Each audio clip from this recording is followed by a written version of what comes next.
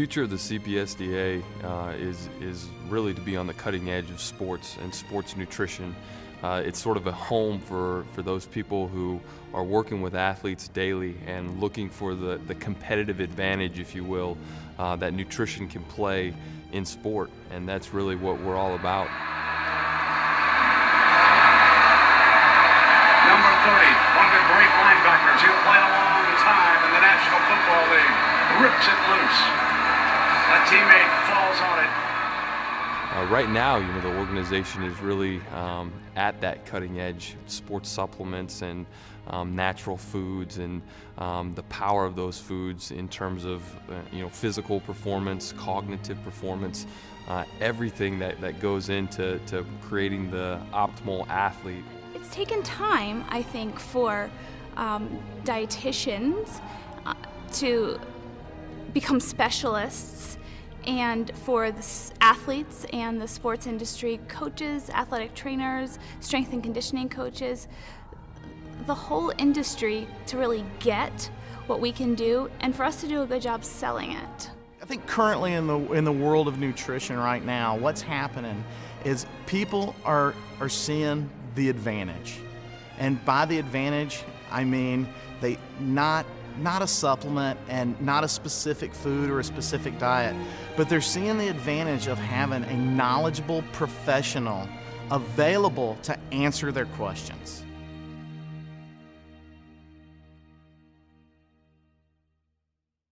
As sports nutritionists, we're really a bridge between strength and conditioning and sports medicine. We have to wear every hat. We have to work with everyone. We have to coach an athlete on performance, working with strength coaches, matching what they're doing in the weight room and what their goals are for each athlete and for the whole team. Then we have to work one-on-one. Our trainers will bring us guys after surgeries, athletes who have special dietary needs. Then we make the operations flow going on from the individual basis. We make sure those athletes are taken care of at mealtimes, on the road, in the weight room, for recovery. We're addressing all of that. Our administration at the University of Oregon is very supportive. Our head coach, Chip Kelly, believes in nutrition 100%.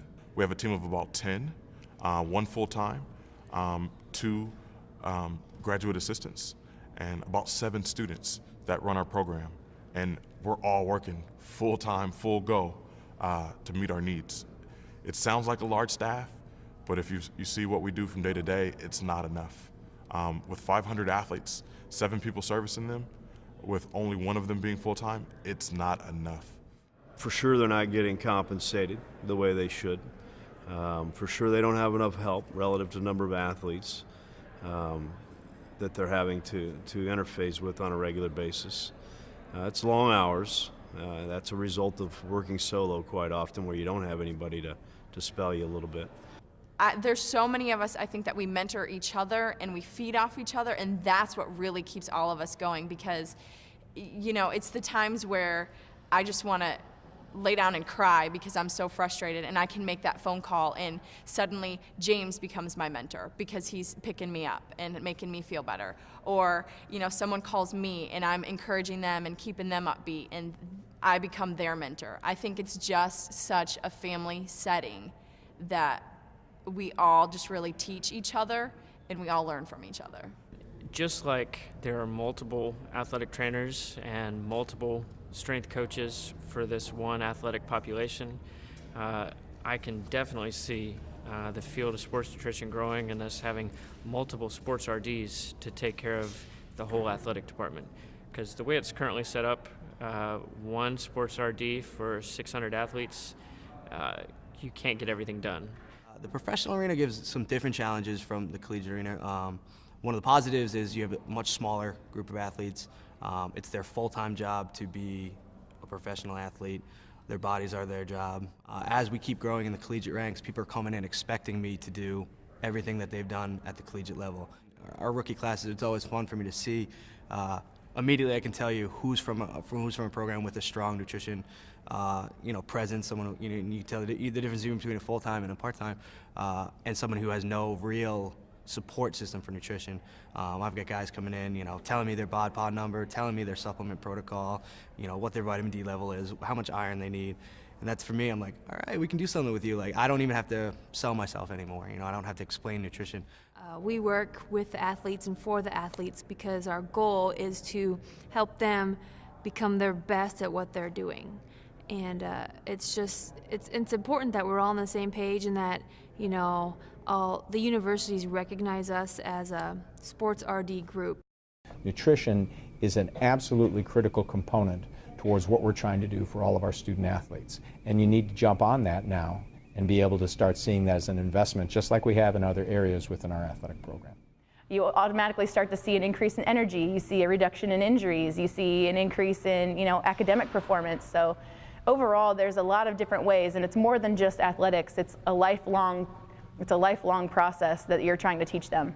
I mean, why would you want to spend all this time doing all these other things with your student athletes and not worrying about what they're eating?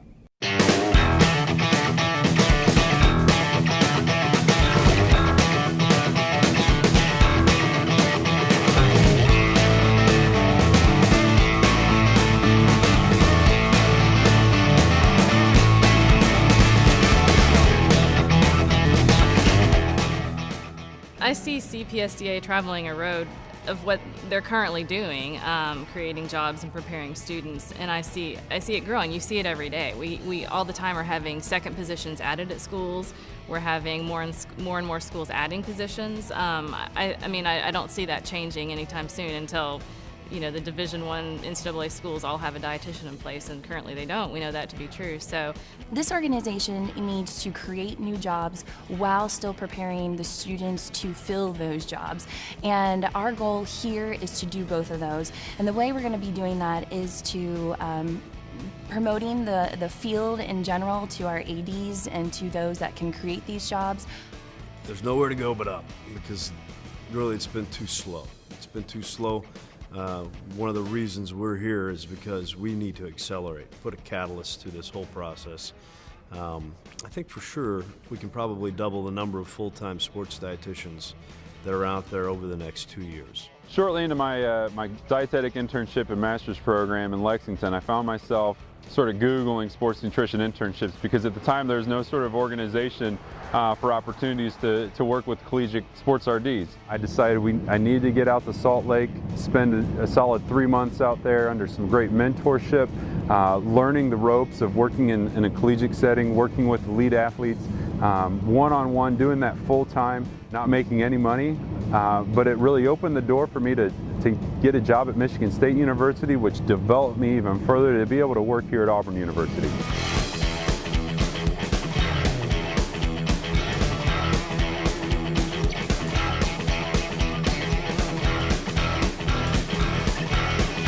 This is the best profession in the world. I love coming to work every day. Being a sports RD is the best.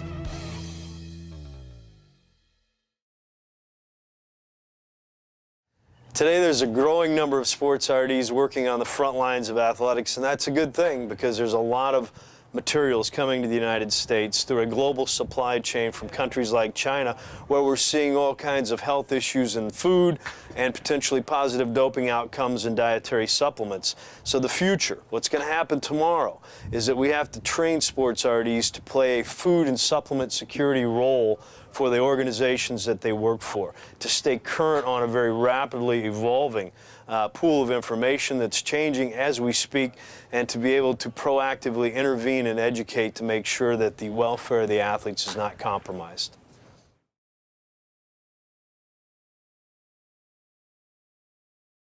When you reflect back on the history of sports nutrition, you have to look at the Academy of Nutrition and Dietetics and SCAN, and those members that really kind of paved the path for where we are today. Variety of people that made headway in regards to collegiate dietitians and, you know, having jobs available.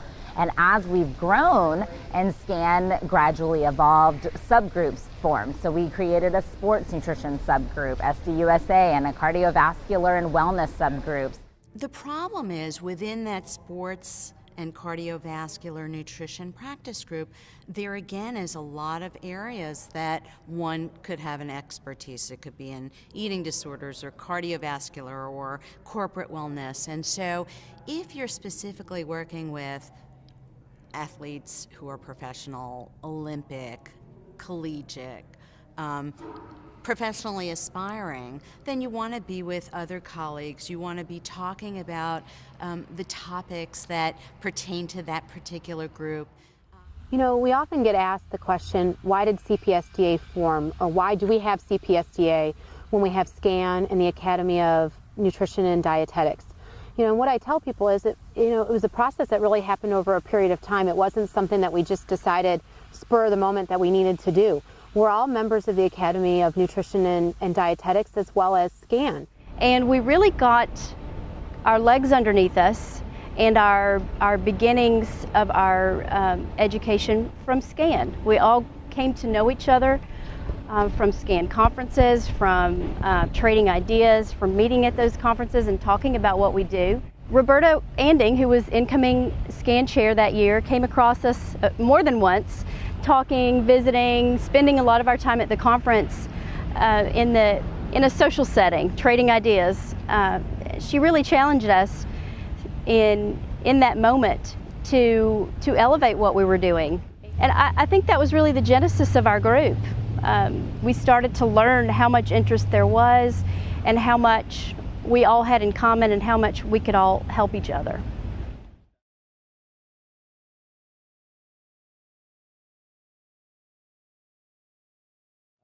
We knew that this group was on the forefront of nutrition a couple of years ago, and it was obvious to us that they were going to be the cutting edge group, the group that was going to formulate opinion in this area. And it was important for us because our product fits within their nutritional strategy. We needed to be a part of this group and support them. The one thing that becomes most important to us and what we've done with CPSDA is to develop a partnership where we bring to bear some expertise. They have experts as well that they have that are members of this organization, and collaboration between the two groups becomes a win-win for everybody. CPSDA was formed to provide a forum to optimize the information available for providing performance nutrition to athletes.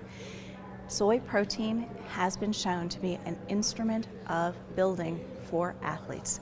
Therefore, it made great sense for us to be a good partner and to work together to learn from each other.